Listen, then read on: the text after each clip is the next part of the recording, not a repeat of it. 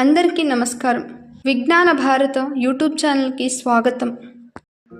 మీరు చూస్తున్న చిత్రం కొల్లూరు మూకాంబిక దేవాలయం ముందున్న ధ్వజస్తంభం. మన భారతదేశంలో దేవాలయాలు అద్భుతాలకు కొలువైనవిగా అందరికీ తెలుసు. ప్రతి దేవాలయంలో ప్రత్యేకమైన టెక్నాలజీని నిక్షిప్తం చేసి అక్కడ మనకు కేవలం ఆధ్యాత్మికను మాత్రమే కాక టెక్నాలజీను తరతరాలకు సంస్కృతిని అందించే కేంద్రాలుగా దేవాలయాలను నిర్మించిన మన పురాతనపు రాజులు నిజంగా గొప్ప టెక్నాలజిస్టులే. ఈ చిత్రంలో మీరు చూస్తున్న ఈ ఆలయం 2000 ఏళ్ల క్రితం నిర్మించిన ఆలయం. ఈ ఆలయంలో అద్భుతం ఏంటంటే ఇక్కడ అచ్చంగా ఇనుముతో చేసిన ఈ ధ్వజస్తంభం ఇప్పటికీ తుప్పు పట్టలేదు.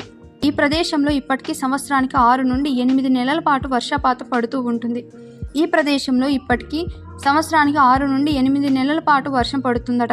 మరియు అత్యధిక వర్షపాతం 750 సెంటీమీటర్ల వర్షపాతం నమోదవుతుందట. అటువంటి ఈ ప్రదేశంలో అచ్చంగా ఇనుముతో చేసిన ఈ స్తంభం ఇప్పుదారి చెదరకపోవడమే ప్రత్యేకత. ఇంగ్లీషోడి లెక్క ప్రకారం అప్పుడు ఇంకా మిశ్రమ లోహాలు కూడా కనిపెట్టలేదు, తయారు చెయ్యలేదు. ఒక మిశ్రమ లోహానికే తుప్పు పట్టని గుణం ఉంది అని మనందరికీ తెలుసు. అందుకే మన సాంస్కృతిక వారసత్వ సంపద నిలబడిన ఈ ధ్వజస్తంభం గురించి వివరించేందుకు ఈ వీడియో చేశాను. నిత్యం వర్షం కురుస్తున్న ప్రాంతాలలో ఏమాత్రం తుప్పు పట్టకుండా 2000 సంవత్సరాలు ఒక ధ్వజస్తంభం నిలబడటం గర్వకారణమే కదా. మన భారతీయ లోహాకారులు చేసిన అద్భుతానికి నిదర్శనం. ఈ ధ్వజస్తంభం ఎంత అద్భుతమండి! అంతటి సాంకేతికత ప్రస్తుతం తిరిగి లభిస్తుందా?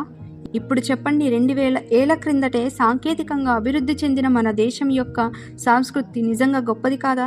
కామెంట్ రూపంలో తెలియచేయండి. ఇటువంటి మరిన్ని ఇంట్రెస్టింగ్ ఫ్యాక్ట్స్ తెలుసుకోవడం కోసం మా ఛానల్ని సబ్స్క్రైబ్ చేసుకోండి. ఈ వీడియో మీకు నచ్చినట్లయితే లైక్ చేసి షేర్ చేయండి. ధన్యవాదాలు.